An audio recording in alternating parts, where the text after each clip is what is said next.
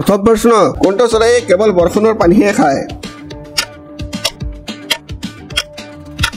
শুদ্ধ উত্তৰটো হ'ল কুলি বা চাতক বুলিও জনাজাত এই চৰাইটোৱে বৰষুণৰ পানীৰ টোপাল ঢালিলেহে খায়। খুব বেছি পিয়াহ লাগিলেও চৰাইটোৱে আন কোনো ধৰণৰ পানী নাখায়, আনকি সংগ্ৰহ কৰা বৰষুণৰ পানীও নাখায়। কোনটো চৰাইয়ে আটাইতকৈ ডাঙৰ কণী পাৰে? শুদ্ধ উত্তৰটো হ'ল উট পক্ষীয়ে পৃথিৱীৰ আটাইতকৈ ডাঙৰ চৰাইৰ কণী পাৰে। প্ৰশ্ন সংখ্যা 9, কোনটো চৰাইয়ে কণী নহয় কেঁচুৱা জন্ম দিয়ে? শুদ্ধ উত্তৰটো হ'ল কোনো চৰাইয়ে সন্তান জন্ম নিদিয়ে। কোনো চৰাইয়ে জীয়াই থকা পোৱালি জন্ম নিদিয়ে, বৰঞ্চ প্ৰত্যেকটো চৰাইয়ে কণী পাৰে। কণী শৰীৰৰ বাহিৰত ইনকিউবেট কৰা হয়। শৰীৰৰ আকাৰৰ তুলনাত কোন চৰাইৰ আটাইতকৈ ডাঙৰ আৰু সৰু কণী পাৰে?